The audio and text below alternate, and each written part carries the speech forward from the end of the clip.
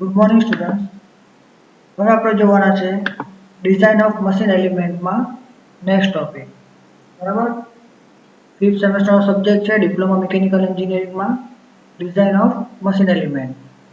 હવે લાસ્ટ લેક્ચરમાં આપણે જોઈ ગયા હતા કે મશીન એલિમેન્ટ જેમાં કયા કયા ટાઈપના ફેલિયર આપણે જોવા મળે છે.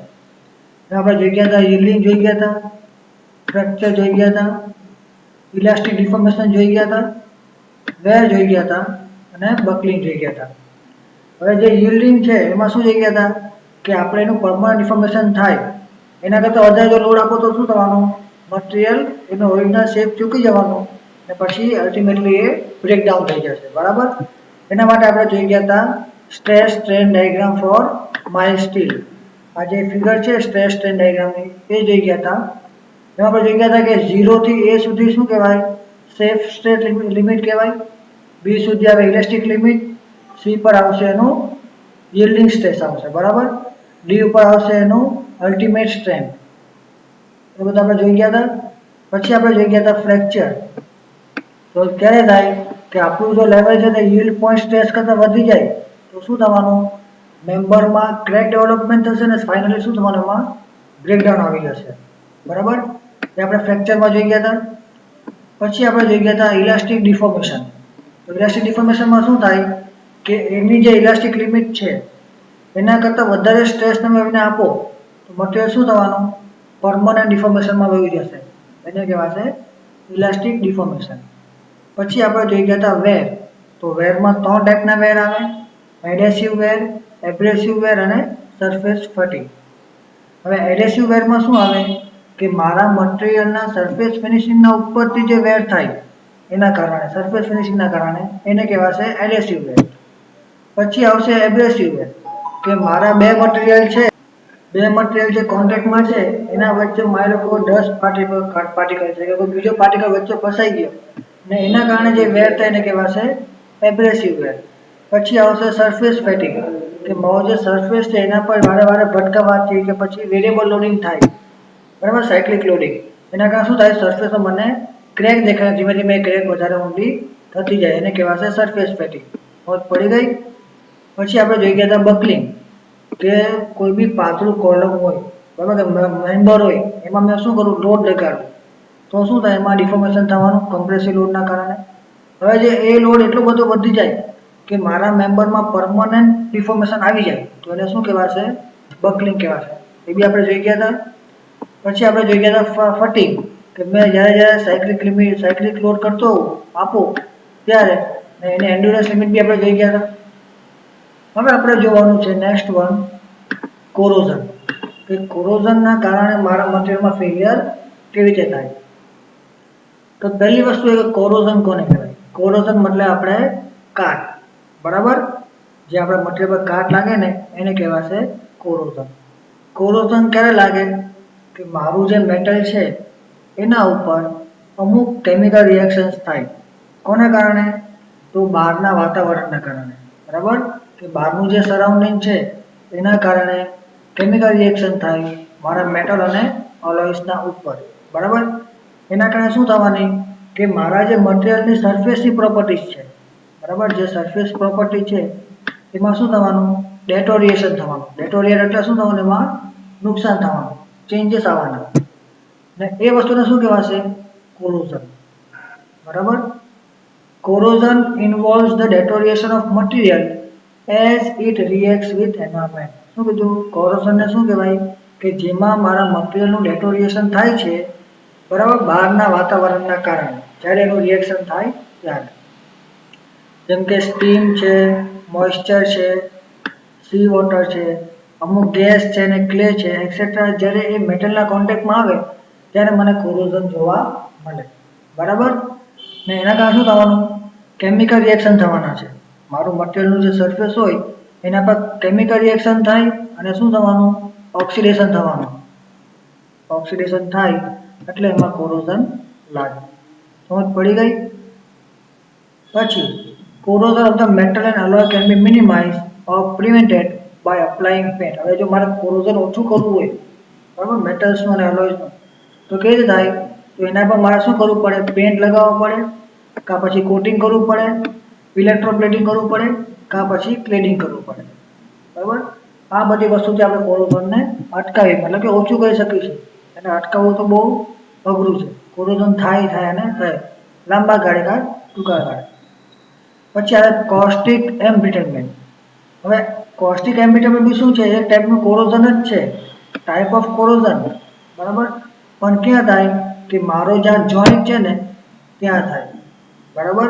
સ્ટ્રેસના કારણે અને કોસ્ટિક અલ્કેલિનિટીના કારણે, બરાબર. અમુક અલ્કેલાઇન પ્રેઝન્ટ હોય જે સ્ટ્રેસ ઉત્પન્ન થાય મારા જોઈન્ટ ઉપર, એના કારણે જે કોરોઝન થાય મારા મટીરિયલ ઉપર, એને કહેવાય છે કોસ્ટિક એમ્બ્રિટલમેન્ટ, બરાબર.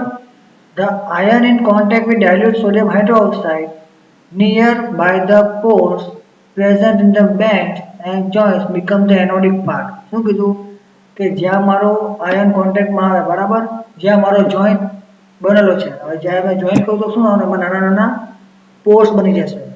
એ જે પોર્સ છે એ શું બની જશે? આપણું એનોડિક પાર્ટ બની જશે, બરાબર. ને આપણું જે આયન કોન્ટેક્ટમાં આવે છે સોડિયમ હાઇડ્રોક્સાઇડના પોર્સમાં, એ શું બની જવાનું? આપણું કેથોડિક પાર્ટ બની જવાનું. એટલે આયનોડિક અને કેથોડિક પાર્ટ બની ગયા એટલે એમાં શું થવાનું? ઇલેક્ટ્રોકેમિકલ સેલ બની જશે. એના કારણે શું થશે? એમાં કોરોઝન થવા લાગશે. બહુ પડી ગઈ કોસ્ટિક એમ્બ્રિટલમેન્ટ શું છે. નેક્સ્ટ આપણે જોવાનું છે હવે મોસ્ટ ઇમ્પોર્ટન્ટ સ્ટ્રેસ કોન્સન્ટ્રેશન. બહુ જ ઇમ્પોર્ટન્ટ ટોપિક છે સ્ટ્રેસ કોન્સન્ટ્રેશન. આને સમજવું બહુ ઇઝી છે. તમને જો બેઝિક ખબર પડી જાય કે આ કોના કારણે થાય છે, બહુ ઇઝી છે અને હારામાં હારી થિયરી છે ને બહુ ઇમ્પોર્ટન્ટ થિયરી બી છે આ. જો તો stress concentration is defined as the localization or concentration of high stresses due to irregularities or apparent change in the cross section of the machine part subjected to external load. ચલો stress concentration કોને કહેવાય? તો શું થયું કે મારા જે high stress છે, બરાબર, હાઈ સ્ટ્રેસ જે છે મારા મટીરિયલમાં, એ બધા શું થાય? એક જ જગ્યાએ ભેગા થઈ જાય, મતલબ કોન્સન્ટ્રેટ થઈ જાય, બરાબર. કોના કારણે? કે મારો જે મટીરિયલ છે એમાં ઇરેગ્યુલારિટીઝ છે, મતલબ કે એમાં શું છે? મટીરિયલ જે મેં મિક્સ કર્યું એ ઇરેગ્યુલર મિક્સ થયું, પછી મેં કમ્પોનન્ટ બનાવ્યો, એના કારણે હોઈ શકે છે. કાં પછી abrupt change in the cross section, કે મારો મશીનનો પાર્ટ છે એનું જે ક્રોસ સેક્શન છે એમાં અચાનક ચેન્જ આવી ગયો શેપમાં, એના કારણે મને સ્ટ્રેસ કોન્સન્ટ્રેશન જોવા મળે છે જ્યારે આપણે એના પર એક્સટર્નલ લોડ લગાવીએ ત્યારે. સમજ પડી? આ હતું આપણું stress concentration. Many a times some machine parts have notches, corners, holes, keyways and similar discontinuity along their cross section. When such parts are subjected to external load, the stress along the section of discontinuity will be more compared to the nominal stress. શું કીધું? બહુ બધી વખત આપણે જોયું છે કે મારો જે કમ્પોનન્ટ હોય, મશીનનો પાર્ટ હોય, બરાબર, એમાં બહુ બધી જગ્યાએ શું હોય? નોચ બનાવ્યા હોય. નોચ કોને કહેવાય? કે મોટું સેક્શન છે એમાંથી અચાનક મેં નાનું સેક્શન કરી નાખ્યું, એને કહેવાય છે નોચ. અને જો તમે આ ફિગરમાં જોઈ શકો છો, ડી ફિગરમાં નોચ. આ જે બી પોર્શન છે તે કમ્પેર ટુ એ પોર્શન બહુ નાનો થઈ ગયો, એને કહેવાય નોચ. કાં પછી શું હોય? કોર્નર્સ હોય. કોર્નર્સ એટલે તમે જો 7 કોર્નર મળ્યો તમે 90 ડિગ્રી પર બી પાર્ટ ઉપર, ફિગર નંબર એમાં. કાં પછી એમાં કી હોલ્સ હોય, હોલ્સ કાં પછી કી હોલ્સ. તો આ જો બી ફિગરમાં હોલ આપ્યો છે આપણને, કે બી સેક્શન પર લાગે છે હોલ, ને આ એ સેક્શન પર છે. કાં પછી કી હોલ. કી હોલ એટલે કે આપણે સ્લોટ પાડ્યો હોય, આ દેખાય તમને સ્લોટ અહીંયા, બરાબર. હવે એવા જ્યારે સેક્શન્સ હોય તો એમાં શું થાય? ડિસકન્ટિન્યુઅસ સેક્શન આવે. એ સેક્શન જે હતો એનો એરિયા શું થયો? અચાનક ચેન્જ થઈ ગયો, બરાબર. ને હવે આવા જે સેક્શન્સમાં મેં એક્સટર્નલ લોડ લગાડું, બરાબર, તો આ જે મને બી પોઈન્ટ મળે છે બધા ફિગરમાં, ત્યાં શું થવાનું? મને સ્ટ્રેસ વધારે મળશે નોમિનલ સ્ટ્રેસ કરતાં, મતલબ કે જે એ પોર્શન પર જે એ સેક્શન પર સ્ટ્રેસ લાગે છે એના કરતાં વધારે મને બી સેક્શન પર સ્ટ્રેસ જોવા મળશે. હવે આના કારણે શું કહેવાય? આને કહેવાશે સ્ટ્રેસ કોન્સન્ટ્રેશન. મારી સ્ટ્રેસ લાઈન બધી શું થઈ? એક જગ્યાએ ભેગી થઈ ગઈ, બરાબર. તો હવે આ જે વસ્તુ થઈ સ્ટ્રેસ કોન્સન્ટ્રેશન, એના કારણે શું થાય? મારો પાર્ટ છે તે ફેલ થઈ શકે છે, બરાબર. જ્યાં મારું સ્ટ્રેસ કોન્સન્ટ્રેશન વધી ગયું એ જગ્યા પર, બરાબર. The discontinuities are also known as stress riser. હવે જે આ ડિસકન્ટિન્યુટી મને જોવા મળે છે ફિગરમાં, એને કહેવાય છે stress રાઇઝર્સ. The magnitude of the stress due to stress concentration depend upon the type of external load. શું કીધું કે મારો જે સ્ટ્રેસ કોન્સન્ટ્રેશન જે વધ્યો બરાબર એની મેગ્નિટ્યુડ મતલબ કે એની વેલ્યુ કેટલી થવાની તો એ મારા એક્સટર્નલ લોડ ઉપર ડિપેન્ડ કરે છે બરાબર. અને કોના પર ડિપેન્ડ કરે મારા ક્રોસ સેક્શન ઉપર કે કેવા ટાઈપની મારી ડિસકન્ટિન્યુટી છે ને મટીરિયલ કયું છે બરાબર. સમજ પડી ગઈ સ્ટ્રેસ કોન્સન્ટ્રેશન કોને કહેવાય. અગાડી જોઈ જાય સ્ટ્રેસ કોન્સન્ટ્રેશનમાં તો આપણને જે ફિગર બતાવી છે 1.20 એમાં જે સેક્શન એ છે બરાબર ત્યાં સ્ટ્રેસ ઇન્ડ્યુસ થવાનો છે. કયો સ્ટ્રેસ ઇન્ડ્યુસ થશે તો નોમિનલ સ્ટ્રેસ ઇન્ડ્યુસ થવાનો સેક્શન એ પર. ને જ્યારે મારો સેક્શન બીબી છે એમાં શું થવાનું કોન્સન્ટ્રેશન થવાનું છે સ્ટ્રેસનું બરાબર. હવે આ જે સ્ટ્રેસ છે સેક્શન બીબી પર એના પર કેટલું સ્ટ્રેસ કોન્સન્ટ્રેટ થાય છે એ કેવી ખબર પડશે તો મારા સ્ટ્રેસ કોન્સન્ટ્રેશન ફેક્ટર પરથી SCF. ને સ્ટ્રેસ કોન્સન્ટ્રેશન ફેક્ટર છે એટલે શું કરીએ આપણે એને ગોતવા માટે આપણી પાસે અલગ અલગ વેલ્યુ મેથડ્સ છે જેમ કે આપણે જે થિયરી ઓફ ઇલેસ્ટિસિટી ઉપરથી લઈ શકો છો કે પછી એક્સપેરિમેન્ટલ મેથડ્સ છે જેમ કે ફોટો ઇલેસ્ટિસિટી છે ને એના ઉપરના ગ્રાફ અને ટેબલ્સ અવેલેબલ છે જે પહેલાં આપણે અલગ અલગ ટાઈપ્સના જે જ્યોમેટ્રી છે એ લોકો સ્ટડી કર્યું છે એક્સપેરિમેન્ટ કર્યું છે અને પછી ગ્રાફ અને ટેબલ બનાવ્યા છે સ્ટ્રેસ કોન્સન્ટ્રેશન ફેક્ટર ગોતવા માટે બરાબર. The value of stress concentration factor can be obtained from such graph. કે હવે આ બધા ગ્રાફ છે અને ટેબલ્સ છે એમાંથી જો મારે સ્ટ્રેસ કોન્સન્ટ્રેશન ફેક્ટર ગોતવું હોય તો શું કરવું પડે મારે રેશિયો લેવો પડે મેક્સિમમ સ્ટ્રેસ અને નોમિનલ સ્ટ્રેસનો બરાબર જેને શું કહેવાશે સ્ટ્રેસ કોન્સન્ટ્રેશન ફેક્ટર. તો સ્ટ્રેસ કોન્સન્ટ્રેશન ફેક્ટર કેટીની વેલ્યુ શું આવવાની સિગ્મા મેક્સ અપોનમાં સિગ્મા. એટલે કે સિગ્મા મેક્સ એટલે શું છે મારું મેક્સિમમ સ્ટ્રેસ છે, સિગ્મા એટલે નોમિનલ સ્ટ્રેસ અને કેટી એટલે શું છે સ્ટ્રેસ કોન્સન્ટ્રેશન ફેક્ટર. તો શું લખાય એના પરથી માંથી લખાય sigma max is equal to sigma into KT બરાબર. બીજું સિગ્મા એટલે આપણને ખબર છે શું થવાનું પ્રેશર અપોનમાં એરિયા. હવે sigma max is equal to શું થવાનું P/A ઇન્ટુ કેટી. સમજ પડી ગઈ સ્ટ્રેસ કોન્સન્ટ્રેશન શું છે ને કોને કહેવાય ફોર્મ્યુલા જોઈ ગયા. નેક્સ્ટ આપણે જોવાના છે ફેક્ટર ઓફ સેફટી. આ બી મોસ્ટ ઇમ્પોર્ટન્ટ છે.